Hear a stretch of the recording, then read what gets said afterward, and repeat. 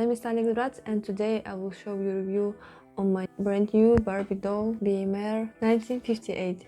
This video will be in Russian language, but for your convenience you can turn on the English subtitles. Привет всем, меня зовут Таня Alex Bratz, и сегодня я буду делать обзор на эту новую замечательную красотку в моей коллекции, то есть азиаточку BMR 1959 из второй волны, вышедшей в этом году, то есть в 2020. Эта куколка примечательна тем, что это уже вторая азиатка, вышедшая в серии BMR. Первая азиаточка была в первой волне на основе Молди Кира. Она, если честно, она у меня ассоциируется с девчонками из Филиппин. Эта же красотка ассоциируется у меня с девчонкой из Южной Кореи. Давайте начнем обозревать эту красотку. В общем, давайте начнем с коробки. Коробка вытянутой формы, полностью выполнена из картона. Своей формы она напоминает коробку из-под обуви, что очень примечательно, так как когда только выходила первая волна в BMR, все просто сходили с ума от этих коробок, думали, какой же они классной формы.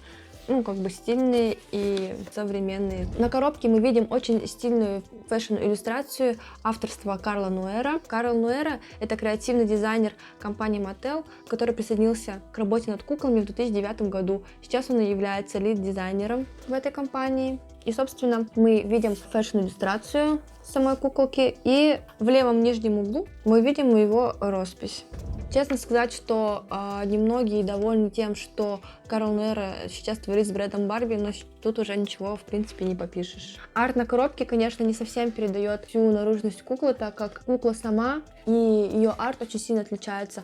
Мои друзья также подметили то, что лицо куклы арта на коробке скорее больше похоже на какую-то афроамериканку, чем на азиатку. Но мне кажется, что она тоже похожа на афроамериканку и, может быть, даже на ту же самую филиппинку.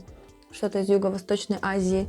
На правой стенке коробки мы видим горизонтальную надпись Barbie BMR. Сверху коробки мы также видим такую же надпись Barbie BMR. И ту же самую надпись мы видим на нижней части коробки. Также видим штрих-код, серийный номер, логотип Барби на черном фоне. И также видим то, что кукла производится с 1959 года.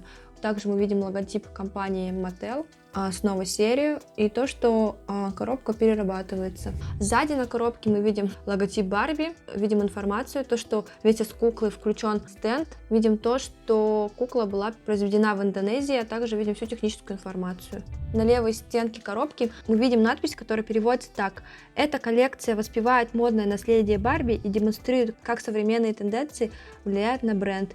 Эти дерзкие, полностью подвижные куклы отражают разнообразие современной стрит-вид культуры».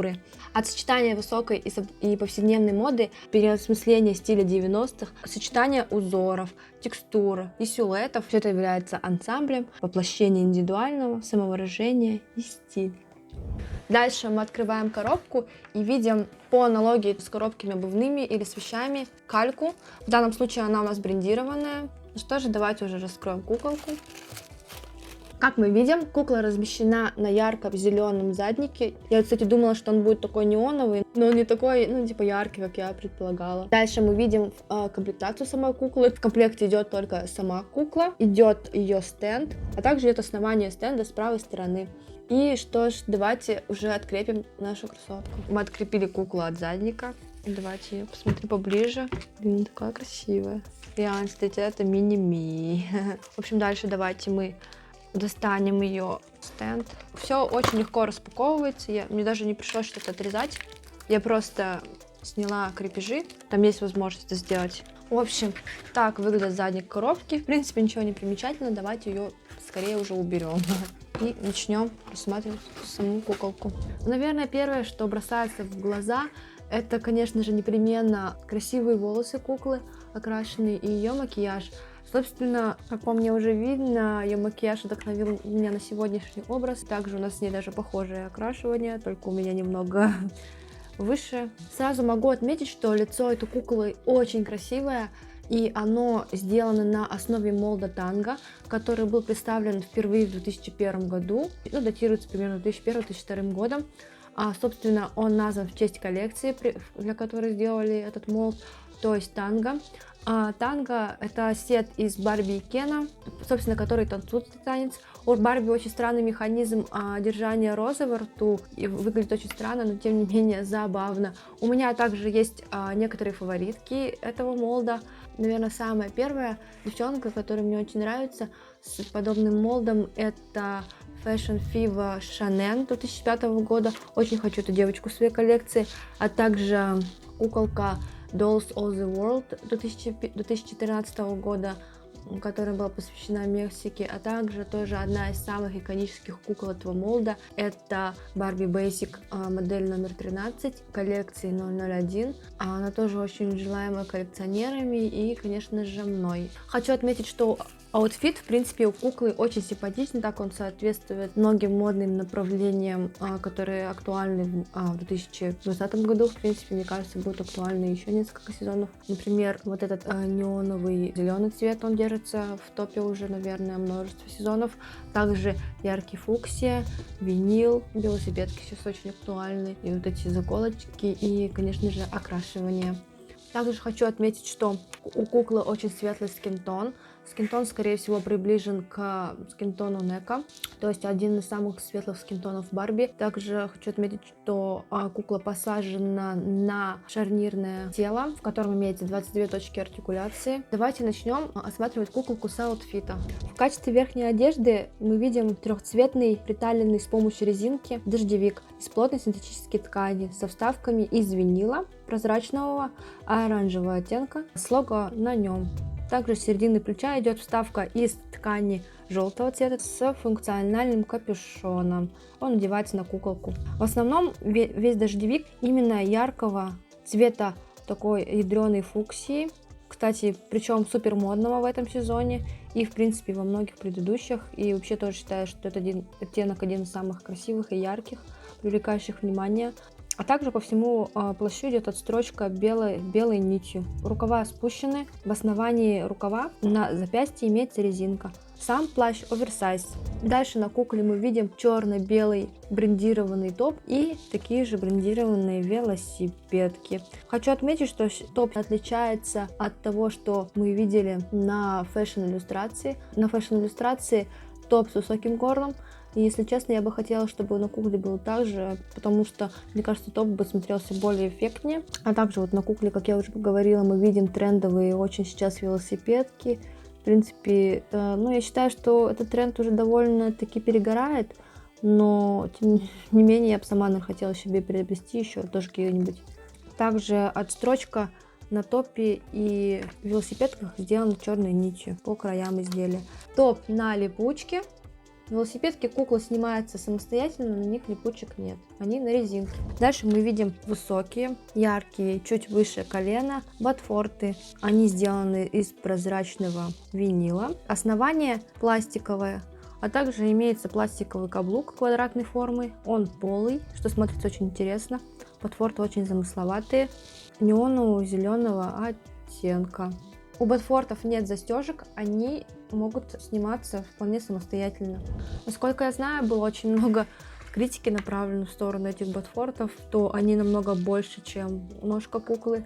Честно, я скажу, что я частично все-таки солидарна с этим, но тем не менее они смотрятся эффектно и супер модно. Поэтому могу сказать, что в целом образ куклы мне очень нравится. После мы перемещаемся наверх и видим у куклы очень такой тоже современный и ультра модный макияж. На лице мы видим довольно-таки широкие брови с прорисованными у основания и у конца волосками. Дальше мы видим глазки у куколки миндалевидного азиатского разреза. Глаза сами карие, имеется зрачок черненький и два блика, один побольше справа и поменьше слева в нижнем углу.